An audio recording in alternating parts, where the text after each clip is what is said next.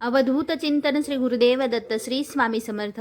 दिवाळीनंतर कार्तिक महिन्यामध्ये येणाऱ्या चतुर्थीला आपण गणाधीप संकष्ट चतुर्थी असे म्हणत असतो।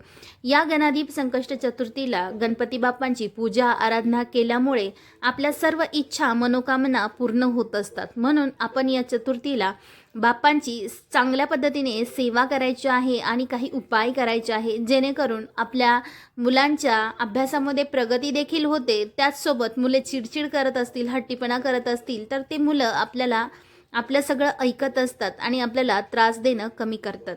तर चला बघूया आपल्याला नेमकं काय करायचं आहे। बघा, उद्या आहे संकष्ट चतुर्थी म्हणजेच गणाधीप संकष्ट चतुर्थी। या गणाधीप संकष्ट चतुर्थीला बऱ्याच जणांचे उपवास असतात। ज्यांचे उपवास असतात त्यांनी देखील ही सेवा करायची आहे आणि जे उपवास करत नाही त्यांनी देखील ही सेवा करायची आहे। बघा, या दिवशी सकाळी लवकर उठून आपल्याला गणपती बाप्पाची पूजा करायची आहे। सर्वप्रथम तुम्ही शुचिर्भूत होऊन अंघोळ झाल्यानंतर गणपती बाप्पांची पूजा करायला घ्यायचं आहे। आता गणपती बाप्पांना तुम्हाला सर्वप्रथम पाण्याने अभिषेक करून त्यानंतर पंचामृताने अभिषेक करायचा आहे। त्यानंतर स्वच्छ पाण्याने पुन्हा एकदा अभिषेक करून मूर्ती स्वच्छपणे पुसून घ्यायची आहे। मूर्तीला अत्तर लावून घ्यायचं आहे। तुमच्याकडे फेटा असेल गणपती बाप्पांसाठी तर तो घालून घ्यायचा आहे। त्याचसोबत गणपती बाप्पांना तुम्हाला एखादा छोटासा हार आणता आला तर नक्की घेऊन या, किंवा त्यांचं आवडतं लाल जास्वंदीचं फूल तुम्ही या दिवशी नक्कीच प्रयत्न करा त्यांना वाहण्यासाठी।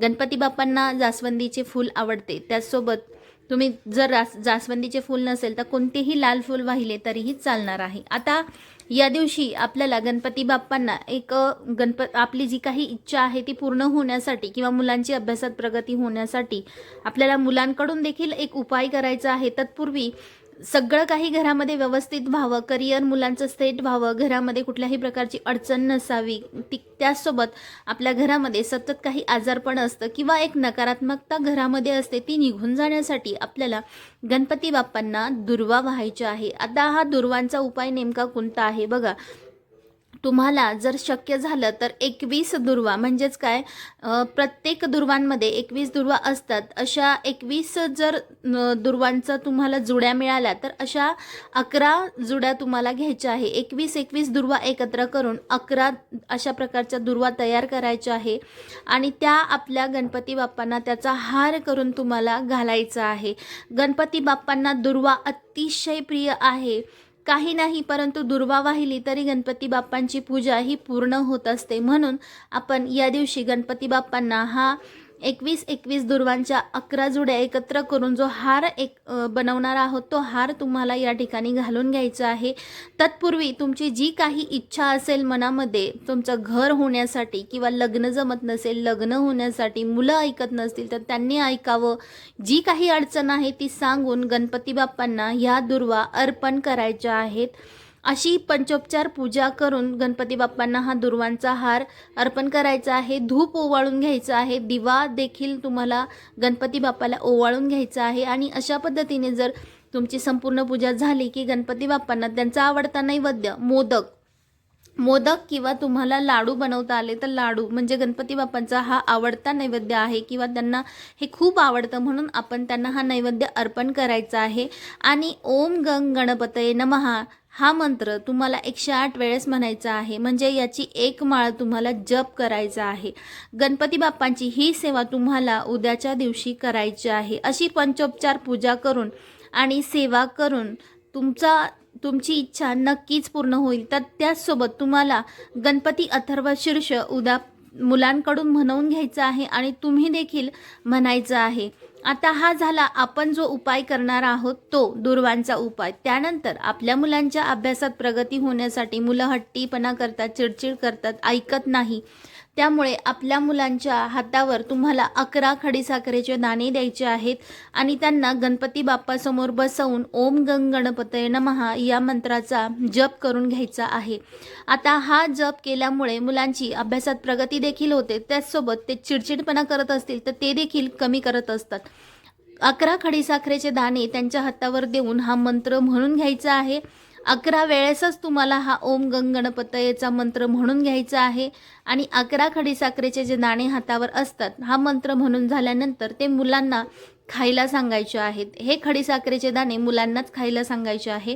आणि हे करून झाल्यानंतर मुलांना जर लिहिता वाचता येत असेल तर त्यांच्याकडून गणपती अथर्वशीर्ष नक्कीच म्हणून घ्या. मुले लहान असतील तर त्यांच्याकडून फक्त तोंडी जप करून घ्या. आणि जर त्यांना तोही नसेल जमत तर तो तुम्ही करायचा आहे. मुलांच्या हातावर खडीसाखरेचे दाणे द्यायचे आहेत आणि आपण तो मंत्र म्हणायचा आहे. म्हणून झाल्यानंतर 11 वेळेस मंत्र म्हणून झाल्यानंतर मुलांना ती खडीसाखर खायला सांगायची आहे.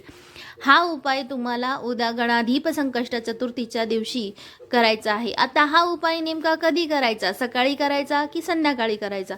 जेव्हा मुलांना वेळ असेल तेव्हा मुलांकडून हा मंत्र तुम्ही म्हणून घ्यायचा आहे किंवा ही सेवा तुम्ही करून घ्यायची आहे. मग ती सकाळी केली तरीही चालते किंवा संध्याकाळी केली तरीही चालते. अशा पद्धतीने उद्या तुम्हाला संकष्ट चतुर्थीची ही पूजा करायची आहे.